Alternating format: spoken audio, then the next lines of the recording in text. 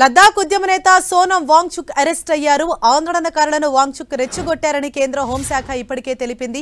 లద్దాఖ్లో ఆందోళన హింసాత్మకంగా మారటానికి ప్రధాన కారణం వాంగ్చుక్ అని తెలిపింది కేంద్ర హోంశాఖ.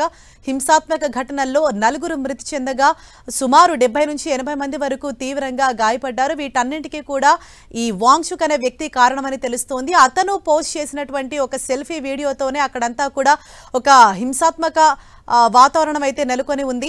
మొత్తం అందరూ కూడా రోడ్లపైకి వచ్చి ఆందోళనలతోటి ఆ ప్రాంతానంతా కూడా పూర్తి ఒక టెన్షన్ వాతావరణం అయితే క్రియేట్ చేశారు. 2 రోజుల క్రితం లద్దాఖ్లో ఏవైతే అల్లర్లు చెలరేగాయో దీనన్నిటికీ ప్రధాన కారణం పర్యావరణవేత్త వాంగ్చుక్గా పేర్కొంటూ కేంద్ర హోంశాఖ ఏదైతే రిలీజ్ చేసిందో అతని పేరును లెటర్ను ఇప్పుడు పోలీసులు అతన్ని అరెస్ట్ చేశారు. మరింత సమాచారంతో మా ప్రతినిధి గోపి మనకు అందుబాటులో ఉన్నారు. గోపి, హరిషా, లేక్ లడాక్ లో మొన్న జరిగిన అల్లర్ల వెనకాల ప్రధాన సూత్రధారి అంటూ కూడా ఆయనకు కేంద్ర ప్రభుత్వం ఇప్పటికే ఆయన పైన కొంత నోటీసులు కూడా జారీ చేయడం జరిగింది. ఆయన విస్తృతమైన ప్రసంగాల ద్వారానే అక్కడ సామాజిక కార్యకర్తగా ఉన్న సోనం వాంగ్చుక్ ను ప్రస్తుతం పోలీసులు అరెస్టు చేశారు. ఈయనను జాతీయ భద్రతా చట్టం కింద లేక్ పోలీసులు అరెస్టు చేసినట్టుగా కూడా తెలుస్తుంది. అయితే ఎన్జిఓ పేరు మీద విదేశాల నుంచి కూడా ఆయన పెద్ద ఎత్తున కూడా విరాళాలు సేకరించి వాటన్నిటిని కూడా వివిధ కార్యక్రమాలకు దారి మళ్లించినట్టుగా కూడా గుర్తించడం జరిగింది. దానికి సంబంధించి కూడా పోలీసులు ఇంకా ఇన్వెస్టిగేషన్ అయితే కొనసాగుతుంది. అయితే ఏదైతే మొన్న జరిగిన అల్లర్లకు సంబంధించి కూడా ఆయన ప్రత్యక్షంగానే ఉన్నారంటూ కూడా కొంత చెప్పడం జరిగింది. ఆయన ప్రత్యక్షంగానే ఆయన రెచ్చగొట్టే ప్రసంగాల ద్వారానే యువత పెద్ద ఎత్తున కూడా ఈ యొక్క నిరసన కార్యక్రమాలకు పాల్పడ్డట్టుగా కూడా చెప్తూ వచ్చారు. అయితే ప్రస్తుతం ఆయనను అరెస్టు చేసి ఒక రాష్ట్ర ప్రాంతానికి తీసుకెళ్లి ప్రస్తుతం ఇన్వెస్టిగేషన్ కొనసాగుతున్నట్టుగా అయితే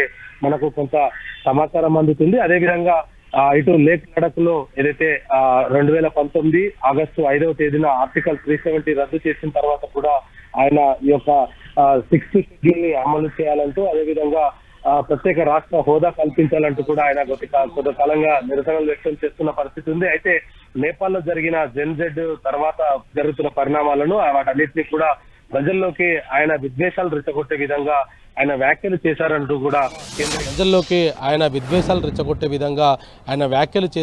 కూడా కేంద్ర ఇంటెలిజెన్స్ వ్యవస్థ ఇప్పటికే నిర్ధారించడం జరిగింది. దానికి సంబంధించిన స్పీచెస్ ని కూడా ఆయన చేసిన స్పీచ్లను కూడా బయట పెట్టడం జరిగింది. అయితే ప్రస్తుతం ఆయనను అరెస్ట్ చేసిన కారణాలు వేరుగా ఉన్నాయి. అయితే ఇటు ఏదైతే ఆయన ఈ రెచ్చగొట్టే ప్రసంగాలకు సంబంధించి కావచ్చు, మొన్న లేక్ లడాక్ లో జరిగిన అల్లర్లకు సంబంధించి కావచ్చు, వీటన్నిటిపైన కూడా ఎక్కడ కూడా ఆయనను అరెస్ట్ చేసిన దాంట్లో ఈ కారణాలు ఏవి కూడా చూపలేదు. కేవలం ఆయన ఎన్జిఓ పేరుతోటి వివిధ దేశాల నుంచి కూడా ఆయన ఫండ్స్ కలెక్ట్ చేసి వాటన్నిటిని కూడా వేరే కార్యక్రమాలకు, అంటే ఎన్జిఓ యాక్టివిటీస్కి కాకుండా ఇతర కార్యక్రమాలకు కూడా ఆయన ఈ యొక్క ఫండ్స్ను వినియోగం చేసినట్టుగా కూడా గుర్తించడం జరిగింది. ఆయనకు దీంతో జాతీయ భద్రతకు సంబంధించిన చట్టాలను ఆయన పైన నమోదు చేయడం జరిగింది. దాంట్లో ఆ కేసులోనే ప్రస్తుతం ఆయనను అరెస్ట్ చేశారు. ఇంకా విచారణ కొనసాగుతుంది. ఆయన గత కొద్ది కాలంగా జమ్మూ కాశ్మీర్, లేక్ లడాక్ సంబంధించి ఒకే రాష్ట్రంగా ఉన్న నేపథ్యంలో గోపి, అంటే నిన్న మనం చూసాం లేహ్లో పూర్తిగా ఒక కర్ఫ్యూ వాతావరణం మనకు కనిపించింది. అక్కడంతా కూడా నిర్మానుష్యంగా ఉంది.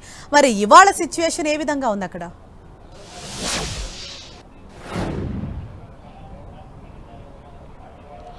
ప్రస్తుతం ఎలాంటి అవాంఛనీయ సంఘటనలు జరగకుండా పూర్తిగా పార్లమెంటరీ బలగాలతోటి లేక్ అంతా కూడా పహారా కాస్తున్న పరిస్థితి అయితే కనపడుతుంది. అయితే ముందుగానే ఈ యొక్క జెన్జెడ్కి సంబంధించిన విద్వేషాలు కావచ్చు, ఇతర అంశాలతోటి కూడా లేక్లో ఒక్కసారిగా యువత రోడ్డుపైకి వస్తారన్న సమాచారం కొంత ఉన్నప్పటికీ కూడా వాళ్ళు ఈ యొక్క ప్రశాంతమైన వాతావరణంలోనే వాళ్ళంతా కూడా తమ నిరసనను తెలుపుతారంటూ కూడా పోలీసులు భావించడం జరిగింది. కానీ ఒక్కసారిగా ఉధృత వాతావరణం నెలకొనడం, అదేవిధంగా బీజేపీ కార్యాలయానికి నిప్పిపెట్టడం, సిఆర్పీఎఫ్ వాహనాన్ని దగ్ధం చేయడంతో కొంత హింసాత్మకమైన వాతావరణాన్ని అక్కడ సృష్టించడంతో టీయర్ గ్యాస్ను కూడా ఉపయోగించడం జరిగింది. పోలీసులు లాఠీచార్జ్ చేయడం జరిగింది.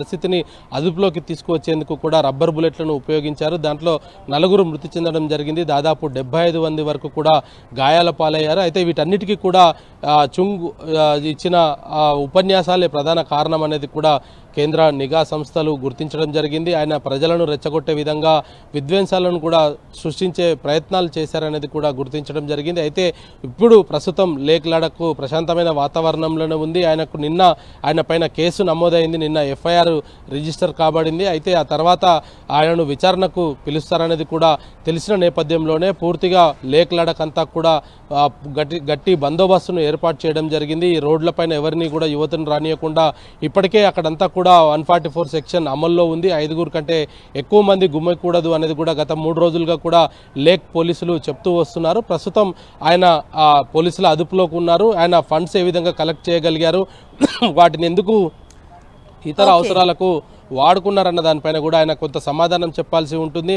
ఒక ఎన్జిఓ ఆర్గనైజేషన్ పర్యావరణవేత్తగా గుర్తింపు పొందిన చొంగు ఇప్పుడు పోలీసు కస్టడీలో ఉండడం జరిగింది. ఆయన తీసుకున్న ఫండ్స్కి సంబంధించిన లెక్కల్లో అనేక గోల్మాలు ఉన్నాయనేది కూడా ప్రస్తుతం మనకు కొంత సమాచారం అందుతుంది. దాదాపు 75,000 లక్షల రూపాయలకు సంబంధించి కూడా కొంత గోల్మాల్ జరిగినట్టుగా కూడా ఇప్పటికే గుర్తించడం జరిగింది. హర్ష. Thank you Gopi.